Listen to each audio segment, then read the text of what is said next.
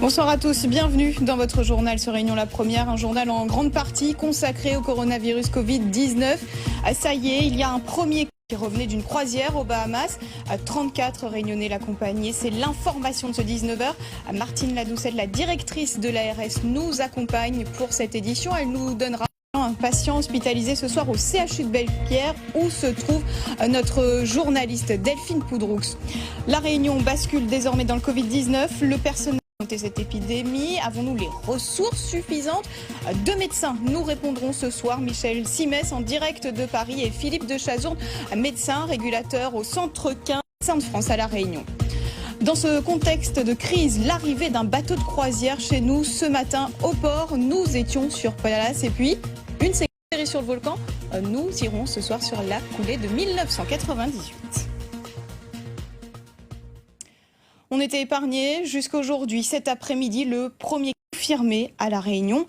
Il s'agit d'un homme de 80 ans de retour d'un voyage aux États-Unis qui a transité par Paris. Il est actuellement hospitalisé au CHU de Belle-Pierre au service pneumologique de 34 personnes, 34 réunionnais qui ont participé à une croisière au départ de Miami. Les précisions d'Indrani Petiaï. Ce que l'on sait ce soir, hospitalisé en pneumologie, était accompagné de son épouse lors de ce voyage en Floride. Il faisait partie d'un groupe de 34 réunionnais à bord d'un bateau qui a visité les Bahamas. Selon l'ARS, d'autres cas de coronavirus ont été déclarés parmi les passagers de ce navire, des touristes de diverses nationalités. Le groupe Aéroport Charles de Gaulle à Paris avant de rentrer à La Réunion. Les premiers symptômes se sont déclarés il y a une semaine selon la compagne de l'octogénaire. Il a été ce lundi. Ce dernier n'a pas jugé utile de l'hospitaliser car le couple n'avait pas voyagé dans une zone à risque. Mais hier, l'homme a été pris en charge par le SAMU et transporté. Les personnes qui l'accompagnaient lors du séjour sont considérées comme co-exposées. Elles doivent respecter le protocole de mise en confinement ainsi que de surveillance. Sortis de chez eux depuis leur arrivée dans le département, ce premier cas réunionnais porte à 12 le nombre de cas confirmés de coronavirus dans les Outre-mer. Bonsoir. Vous êtes donc la directrice de l'Agence régionale de santé. Est-ce que vous avez des nouvelles de ce patient? Écoutez, aux dernières informations, ce patient va aussi bien que possible, au sens en tout cas à ce stade. Pas de détresse respiratoire non, donc. Il a été en contact avec de la famille, il a voyagé avec sa compagne. Qu'en est-il? Avec sa compagne, qu'ils ont donc fait le même voyage et qu'ils sont rentrés en même temps. D'après les informations recueillies de la personne elle-même et de sa compagne, ils n'ont pas cherché retour sur la Réunion. Donc, en l'occurrence, ils auraient été seuls à leur domicile jusqu'à l'appel au médecin traitant dans un premier temps, puis l'appel au SAMU. De quelle région viennent-ils? Respectent leur confidentialité. Ce monsieur, ce soir, il est placé à l'isolement? Il est évidemment dans une chambre totalement isolée. Les conditions sont réunies évidemment pour assurer un isolement à la fois géographique et technique, pour utiliser un terme du jargon hospitalier.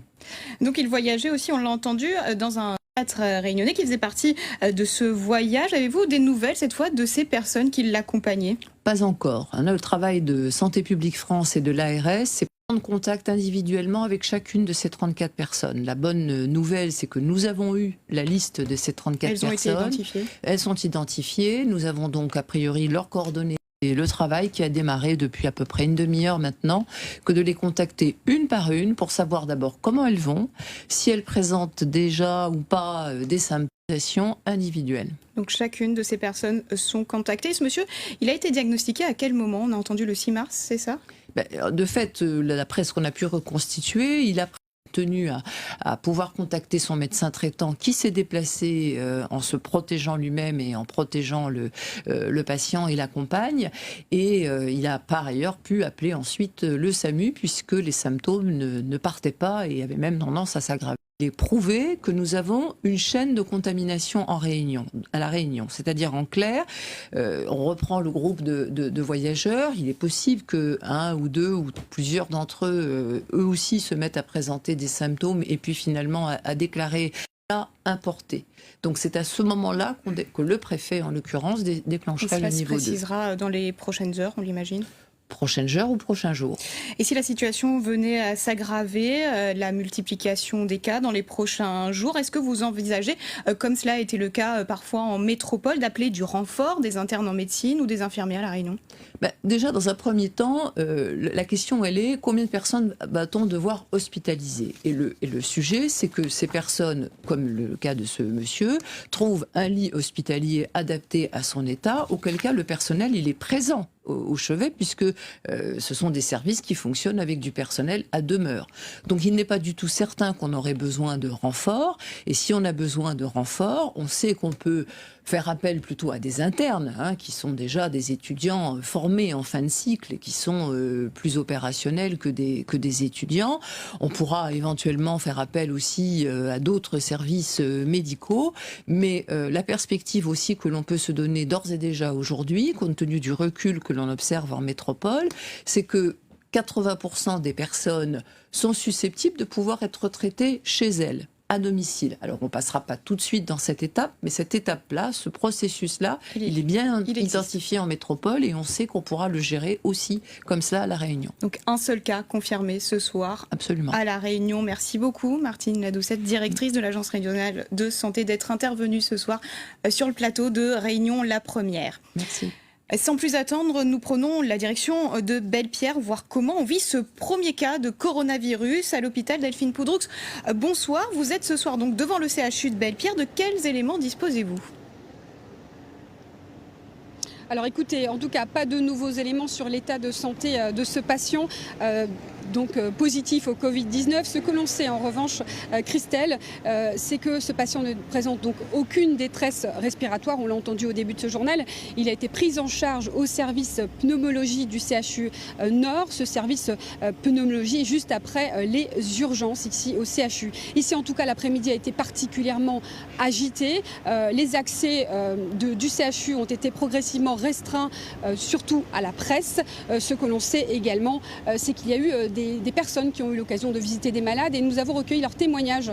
Tous étaient plutôt informés de ce cas, de cette admission de Covid-19 ici au CHU Nord et ils nous ont affirmé avoir vu d'autres personnes se masquant le visage avec une serviette ou portant un masque. En tout cas, à l'heure actuelle, ce soir, il est impossible pour nous d'affirmer qu'il s'agit de nouveaux cas de Covid-19. Ce que l'on sait aussi, Christelle, c'est qu'aujourd'hui, le CHU Nord s'organise. Il y aurait environ une capacité d'effectuer 6 à 7 tests par jour de Covid-19. Ce que l'on sait aussi, c'est qu'une réflexion a été menée avec le service médical pour protéger donc le personnel qui sera en contact avec ce malade.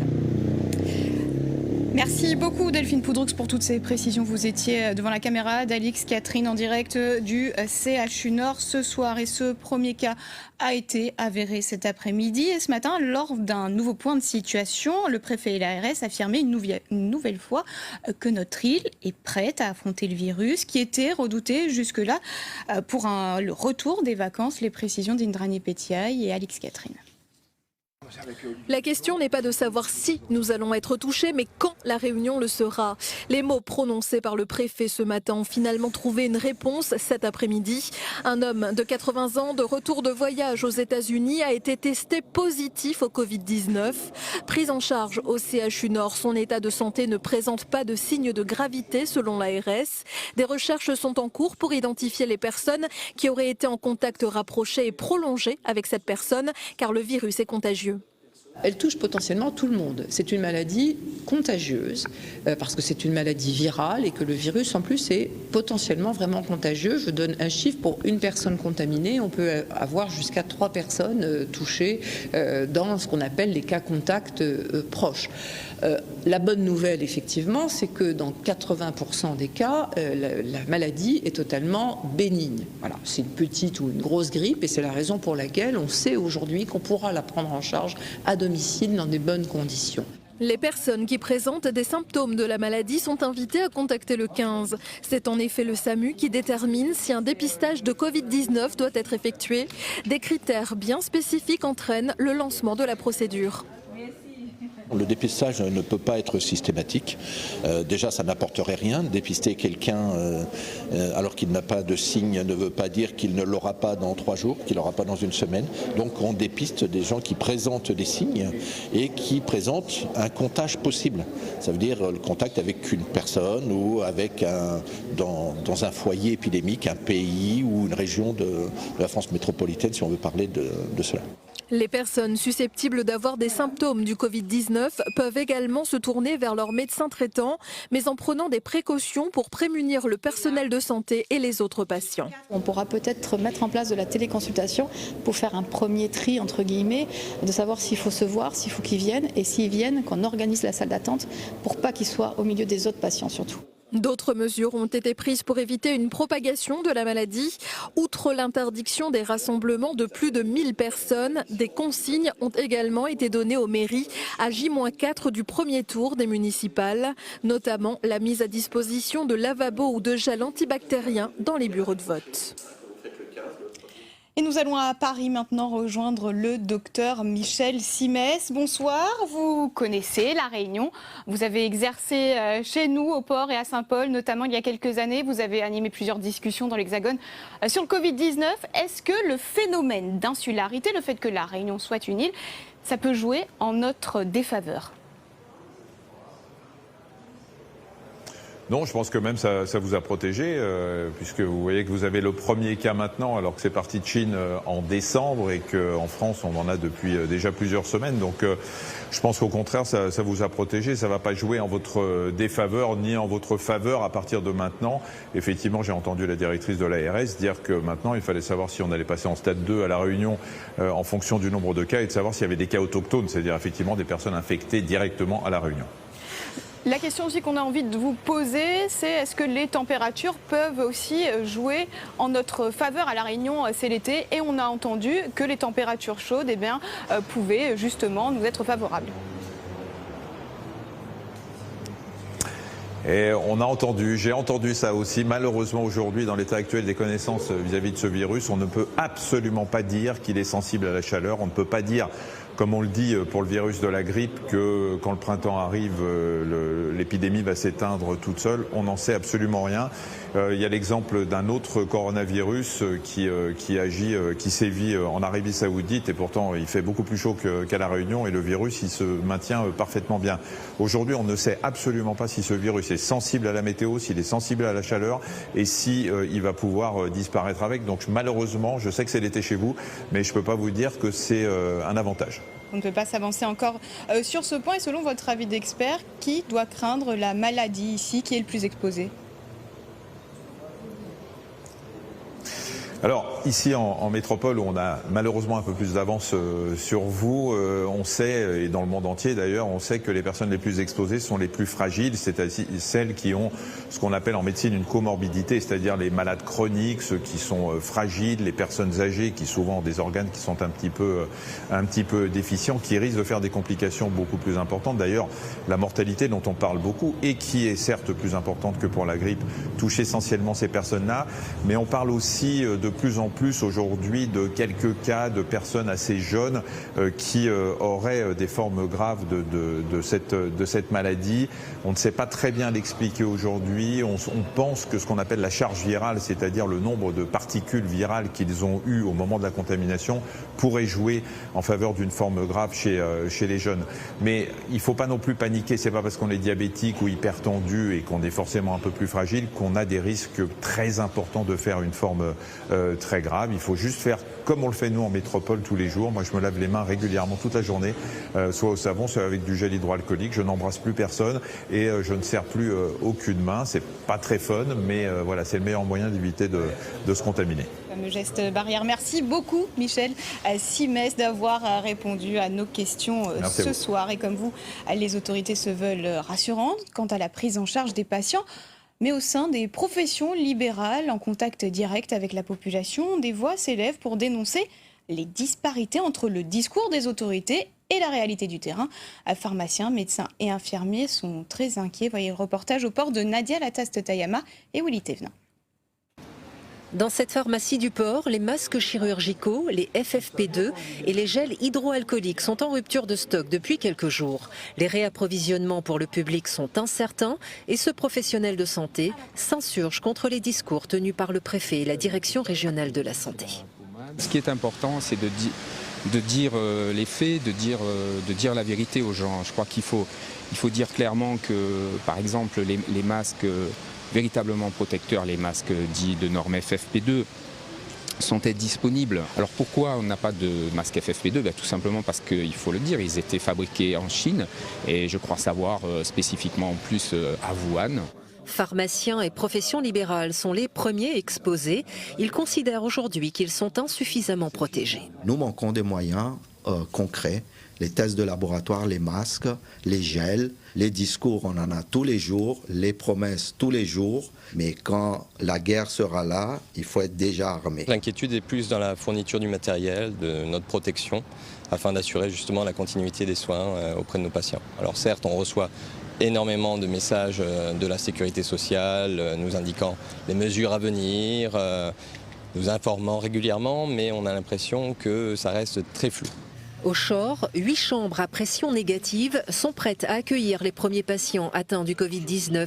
Mais si le département devait passer en phase 3, la situation serait très rapidement catastrophique. Cette épidémie de coronavirus va entraîner effectivement un afflux massif de patients, donc une surcharge pour les effectifs qui seront peut-être aussi eux souffrants et malades, donc malades en arrêt de travail, donc il va y avoir un dérèglement. Un premier cas de Covid-19 avéré, ce n'est que le début, craint ce pharmacien. Notre crainte, c'est surtout le retour des vacances, puisque nombre de Réunionnais ou vont partir en vacances en métropole ou ailleurs, en Europe, ou dans des zones à risque, et vont revenir bientôt, d'ici une dizaine de jours. C'est la rentrée scolaire qui nous inquiète. Ces grands-mères sont conscientes des risques à venir. Nul besoin de paniquer, conseille-t-elle.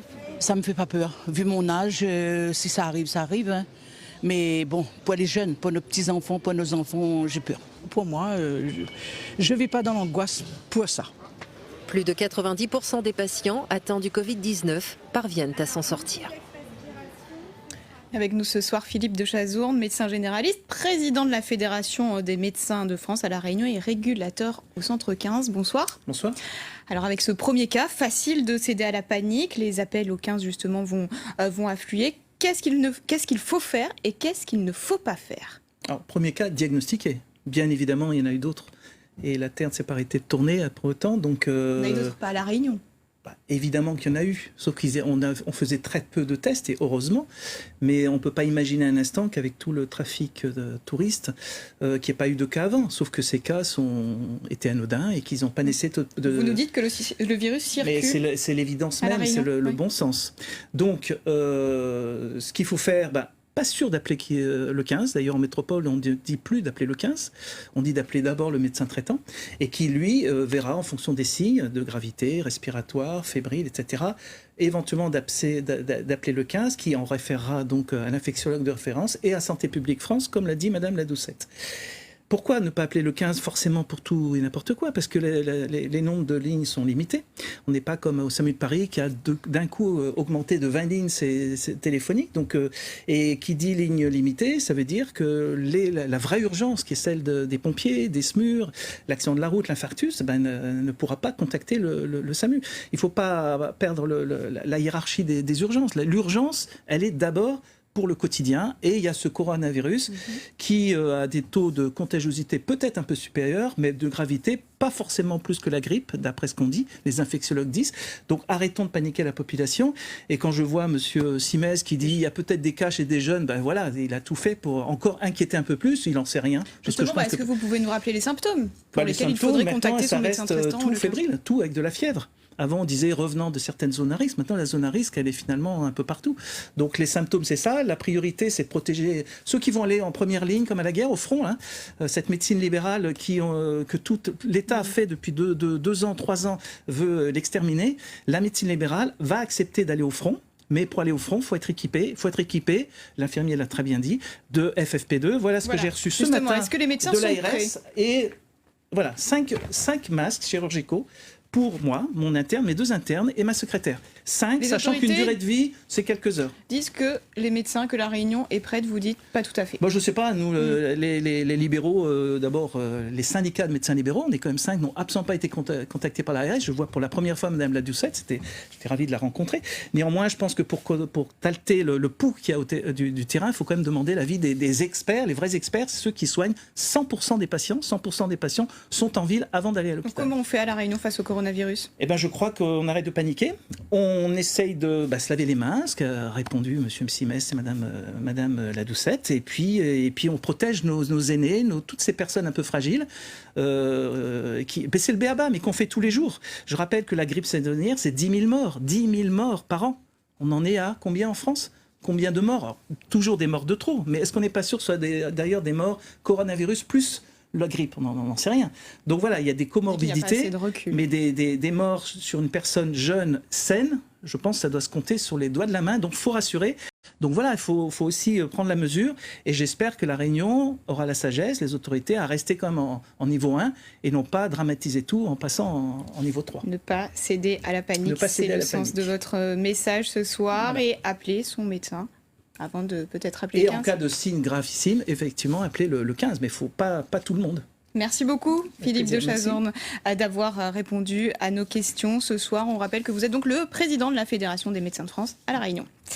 Un cas de coronavirus Covid-19 désormais donc avéré à La Réunion. C'est le premier, c'est l'information du jour. Mais parallèlement à cette épidémie ici, la dengue sévit aussi. 218 cas durant la première semaine de février, c'est le dernier bilan. Les symptômes peuvent-ils être confondus ? La température a-t-elle un rôle à jouer dans la propagation du virus ? Parole de spécialistes récoltées par Nadia Lateste-Tayama et Willy Tefna. Fièvre, maux de gorge, état fébrile, difficultés respiratoires. Quelle différence entre les symptômes de la dengue et ceux du Covid-19 ?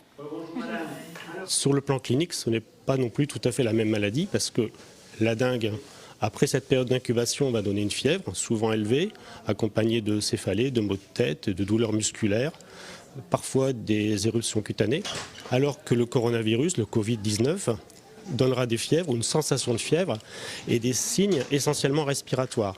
Une toux, des éternuements, une difficulté respiratoire, une dyspnée, qui peuvent aller jusqu'à la pneumonie, voire la détresse respiratoire et des séjours en réanimation. Seuls les examens biologiques et les tests peuvent confirmer ou pas une infection au coronavirus. Pour ce médecin libéral, les symptômes peuvent être de prime abord similaires. Si on tient compte de la fièvre, oui, effectivement. Bon, la dengue, il y a quand même une grande différence puisqu'il y a quand même en général un corps de symptômes qu'on ne trouve pas dans le Covid-19. Les modes de transmission sont complètement différents entre la dengue et le Covid-19. Un diagnostic approfondi permet de déterminer l'origine de la pathologie. C'est deux maladies virales, on est bien d'accord, mais ce n'est pas du tout le même virus. La dengue est une arbovirose qui est transmise par un vecteur, qui est un insecte. Le coronavirus est totalement différent. C'est un virus qui sera transmis par les gouttelettes, donc par les sécrétions nasopharyngées qui seront transmises lors de toux. C'est un virus très sournois.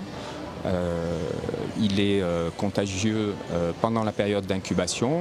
On nous dit 14 jours, certains ont dit peut-être jusqu'à 27 jours. Donc on peut apparaître en pleine forme et être contaminant.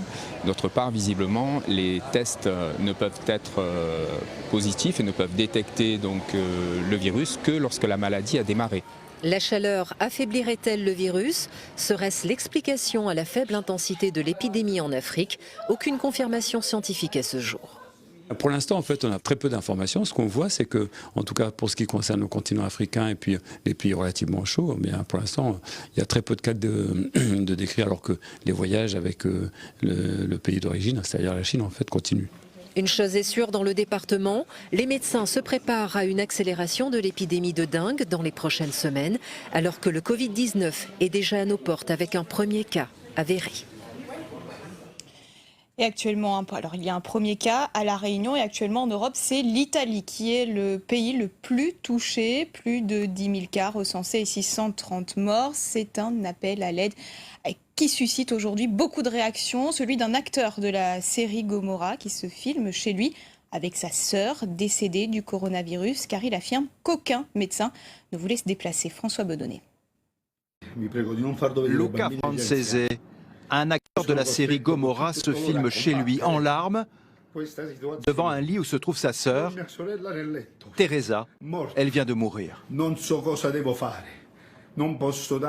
ne peux pas lui donner l'hommage funéraire qu'elle mérite, parce que les institutions m'ont abandonné.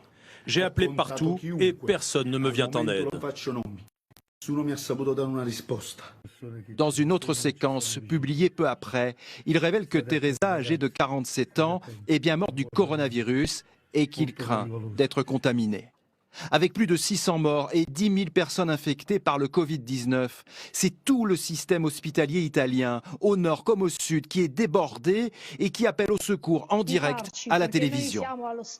Nous sommes à la limite de nos forces, aussi bien physiques que mentales.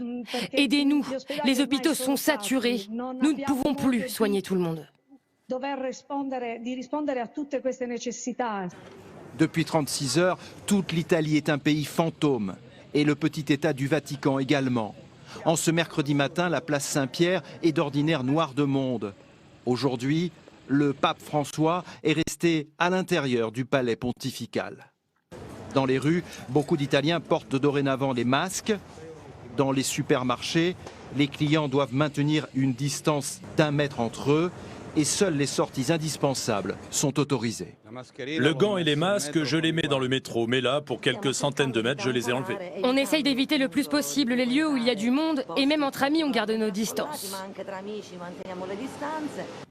bars et les restaurants doivent fermer à 18 h et la police veille. L'Italie tout entière apprend à faire le deuil de sa convivialité.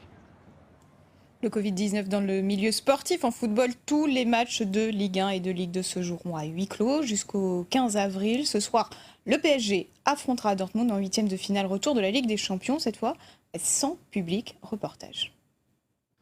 Faites du bruit. C'est précisément le but des ultras du PSG ce soir. Ils seront 2 à 3 000 devant le Parc des Princes, encadrés par 400 policiers.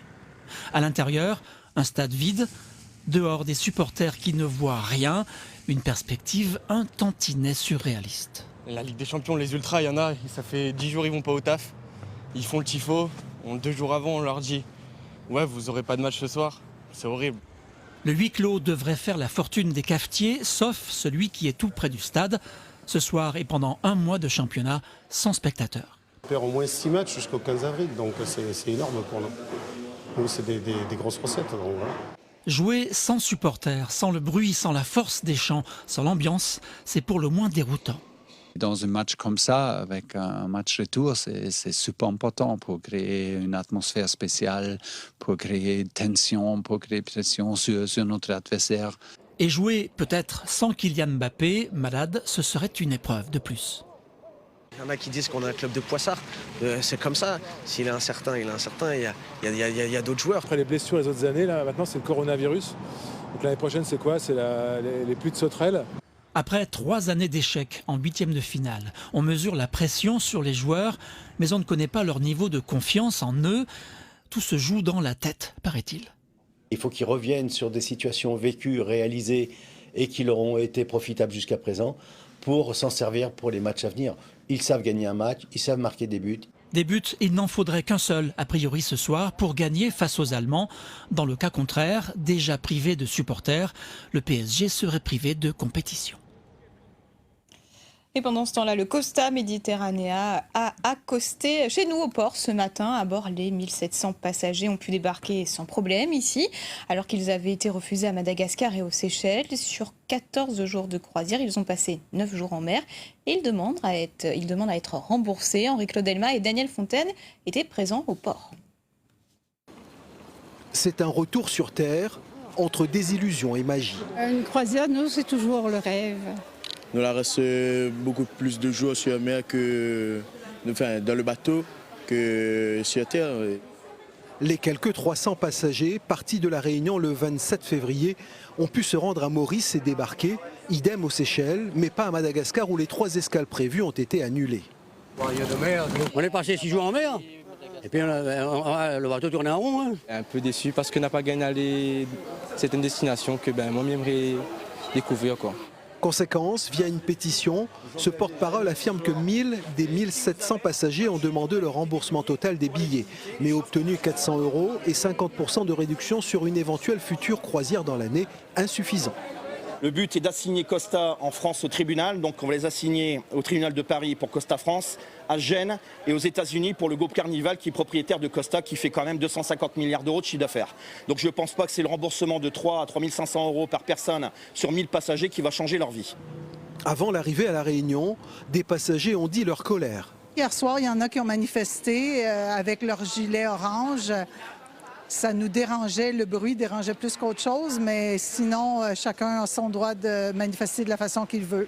Colère d'un côté, inquiétude sur les quais de l'autre pour ce groupe de Guadeloupéens arrivés par avion pour un départ de croisière demain. Eh bien, on nous mène en bateau, là, déjà par terre. Et vous allez embarquer demain?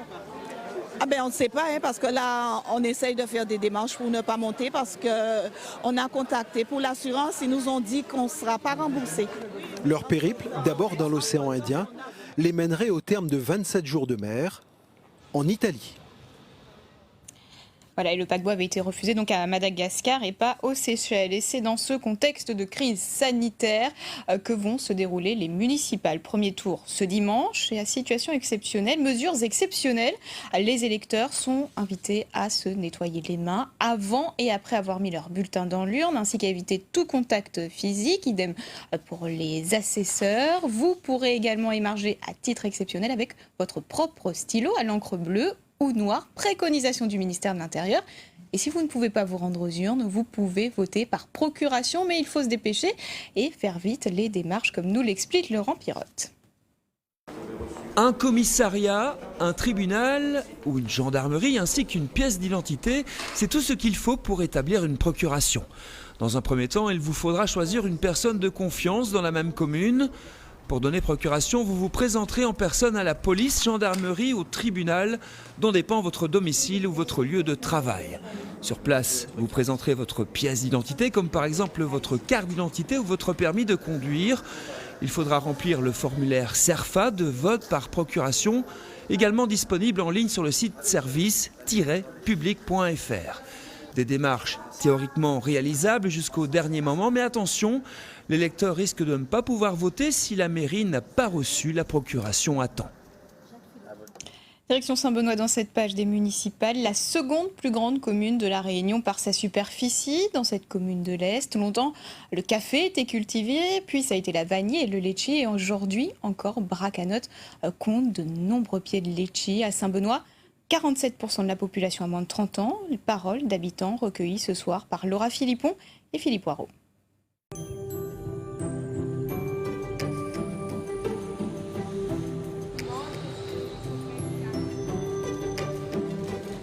Ah ben Saint-Benoît, elle n'était pas comme ça aussi. Ah oui. Mais son maman m'avait dit où elle avait plus de monde aussi. Ouais. Même chemin sévère, tout ça là, le chemin n'était pas comme ça, c'était plus serré. Et puis il avait juste une bonne bidonville. Mais là, comme là, chemin sévère a fini à améliorer.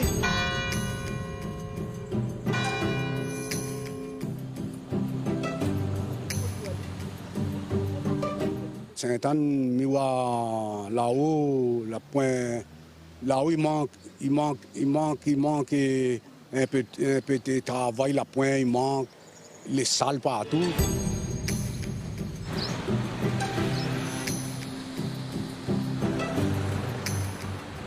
Je trouve que, voilà quoi, pour les jeunes, il n'y a rien. Niveau boulot, niveau études, il n'y a pas grand-chose. Niveau animation, le dimanche, il n'y a rien. Le samedi aussi. Les points positifs, c'est que les gens sont accueillants. Ça ressemble un peu à un petit village qui devrait se développer. Mais sinon, il n'y a pas de problème à Saint-Benoît.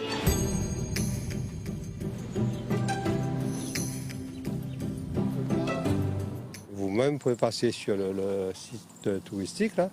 Vous allez voir comme c'est sale de partout, quoi. Donc on ne peut pas dire que ça a évolué. Et quand on voit ici, et quand on voit ailleurs, auprès des écoles, les enfants sont obligés de passer sur la route alors qu'il y a des trottoirs qui pourraient être propres. Je suis désolé.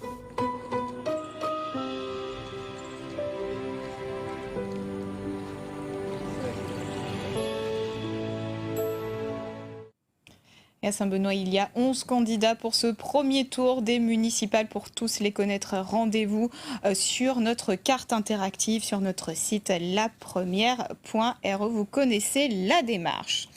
2 personnes sont ce soir en garde à vue après la violente agression subie par Yvette Duchemin jeudi dernier dans le quartier du Brûlé. Ces 2 personnes sont interpellées, sont soupçonnées d'être impliquées donc dans l'attaque de la candidate au municipal à Saint-Denis et d'un membre de son équipe. Au moment des faits, elle était en train de coller des affiches de campagne. Dans l'actualité également de ce mercredi, Brigitte Bardot comparaîtra devant le tribunal correctionnel de Saint-Denis en juillet prochain pour injure raciale. Rappelez-vous, elle avait traité les Réunionnais d'autochtones qui ont gardé des gènes de sauvages. Vous vous souvenez de cet épisode? L'actrice de 84 ans, sous couvert de défendre la cause animale, avait provoqué une vague d'indignation dans une lettre ouverte adressée au préfet. Rappel des faits avec Sophie Gastrin.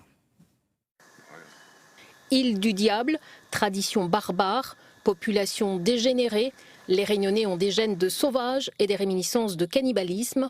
Il y a un an, ces propos tenus par Brigitte Bardot dans un courrier adressé au préfet pour dénoncer l'errance animale avaient provoqué un tollé général dans l'île, sur la toile et dans la classe politique locale et nationale.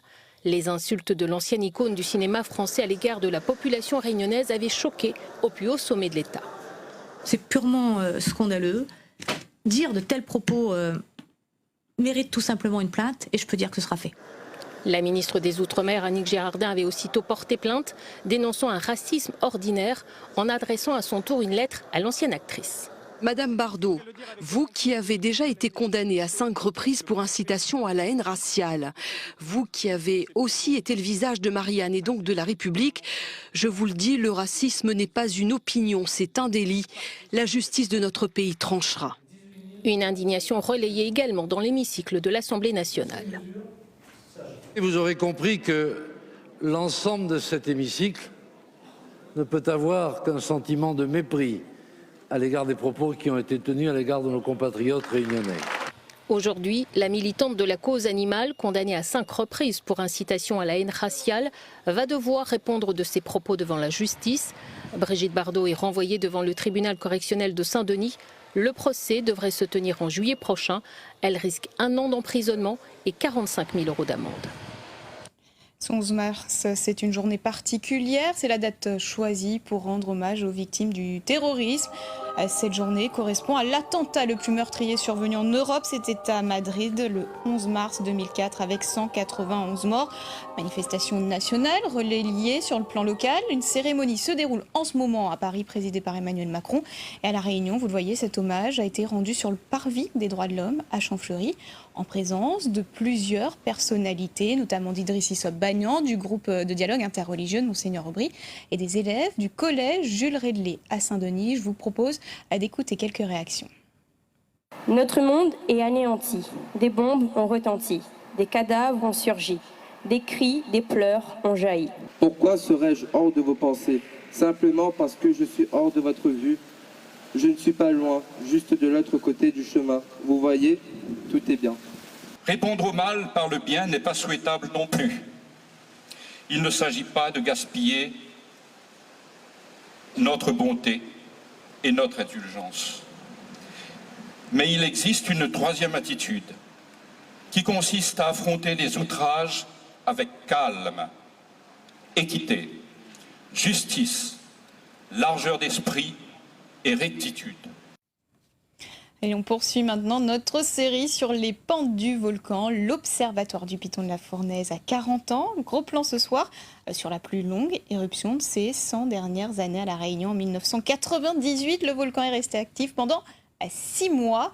7 fissures se sont ouvertes sur le flanc nord du Dolomio, offrant un spectacle très attendu à des milliers de visiteurs. Loïs Mussard et Laurent Josse. 9 mars 1998, 15h05, volcan l'a pété. Une référence qui fait date. Depuis 6 ans, les Réunionnais attendaient le réveil de la fournaise. La nouvelle se répand comme une traînée de poudre, presque aussi longue que la file de curieux s'étirant entre la plaine des Cafres et le pas de Bellecombe. Sur place, un balcon naturel est dressé au Piton Partage pour admirer le Piton Capor dans toute sa splendeur. L'attente des visiteurs était partagée par les scientifiques. La sismologue Valérie Ferrazzini se souvient de signes précurseurs dès 1996, une patience récompensée après une montée en puissance du magma haletante. C'est une crise sismique qui a duré 3 jours, avec des séismes très profonds au départ, mais aussi très forts. À l'époque, on n'avait pas d'enregistrement continu des données sismiques, et donc c'était juste des séismes qui déclenchaient automatiquement. Et il y a eu 3000 séismes, et dont 700 étaient de magnitude supérieure à 1,5. À l'époque, chaque gros séisme déclenche une alarme et un enregistrement sur papier. Chaque secousse est examinée soigneusement, une à travers leurs instruments. Les membres de l'observatoire assistent virtuellement aux fractures de l'édifice volcanique sous la pression du magma. On avait l'impression qu'on était en train d'ouvrir le passage du magma de 7 km jusqu'au sommet. Ce chemin il a été ouvert en 1998 et qu'il est pratiquement resté ouvert tout le temps. Le Piton Kapor, le costaud, le brave, le fier, le cratère qui aujourd'hui encore détient le record inégalé de 196 jours d'éruption. La première éruption déjà depuis 92, donc elle était attendue sur l'île. Nous on l'attendait aussi, mais ce qui est rare, c'est qu'on a eu une éruption qui a duré 6 mois. C'était une belle éruption. Il y a eu 98 et 2007. Je pense que c'est les plus grosses et les plus belles éruptions qu'on a eues. Une belle éruption qui a atteint les grandes pentes, la plaine des Osmondes, pour s'arrêter à 1 mètre de la RN2 dans le Grand Brûlé, en traçant un passage emprunté depuis par une trentaine de coulées volcaniques. Un rendez-vous à ne pas rater ce soir sur Réunion la Première dans la case documentaire Archipel. C'est un documentaire réservé